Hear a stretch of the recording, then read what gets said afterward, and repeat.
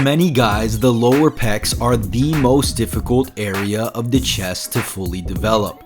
In most cases, this has less to do with the exercises they're performing and more to do with how they're performing those movements. In today's video, I want to share my top 3 lower chest exercises and how to perform them effectively so that you can build thicker, more rounded pecs. But first, let's quickly go over the anatomy of the chest. The chest, or pectoralis major, is composed of 2 major heads, the upper clavicular and the lower sternal head. But if you look in certain textbooks, you'll see the lowest portion of the pecs is divided into a 3rd head, the abdominal head. These fibers run downwards, so when you press, you'll have to press in a more downward angle to emphasize them. The entire chest has the primary function of horizontal adduction or bringing the arm across the body, but we'll be emphasizing the lower chest with a simple trick. Here's what I want you to do. Put one hand over your pec and extend the other arm to your side, palm facing forward. Your shoulder and wrist should be in line. Now bring the extended arm across your body. Notice where all the tension is going. Now bring the extended arm back to the starting position with your other hand still on your pec. This time, move the extended arm down slightly and bring it across your body again. Notice how the tension shifted from the upper portion of the chest to the lower portion. That's because bringing the arm across the body at an incline works more of the upper chest, while bringing it across the body at a lower angle places more tension on the lower chest. Now that we understand the basic anatomy of the chest and have a better understanding of how to emphasize the lower portion, it's time to go over the top 3 lower chest exercises for rounded pecs. Exercise number 1, flat barbell bench press. This one may feel a little obvious, but it's true. The flat barbell bench press is one of the greatest exercises for the sternal head of the pecs. It's not just my opinion, research actually confirms that it activates your pec muscle fibers extremely well. This means more tension on your chest. That explains why the barbell bench press is known to be associated with chest size. A 2014 study showed that the bigger the bench press, the bigger the chest. So if you want a strong lower chest, the flat barbell bench press should be a staple in your chest training routine. However, before you can actually build the chest with the bench press, you have to make sure you're actually targeting the right muscle fibers. Too many guys butcher this movement and end up working their anterior deltoids instead. Here's the fix. I want you to pinch your shoulder blades back and down. Imagine there's a pencil between your shoulder blades and you have to hold it in place only by squeezing them together. Do this while puffing out your chest a bit and it'll do a couple of things. 1, it'll protect your shoulders and place them in a safer position, and 2, it'll expose your chest and even put your body at a very slight decline so the lower pecs are hammered. When you actually bench press, you'll notice that there's a slight arch in your mid-back. This is the result of properly setting up with retracted shoulder blades.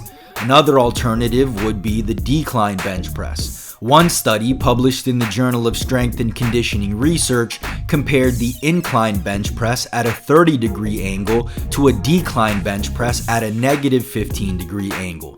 The decline bench press unsurprisingly hit the lower pecs more, but it also hit the upper pecs just as much as the incline bench press. This may be due to the fact that you can usually lift heavier loads at a decline. If you lift a heavier weight, all else being equal, it likely results in more tension on the target muscle. The downside is that some people feel the decline bench press is just hitting similar muscle fibers and is awkward to set up.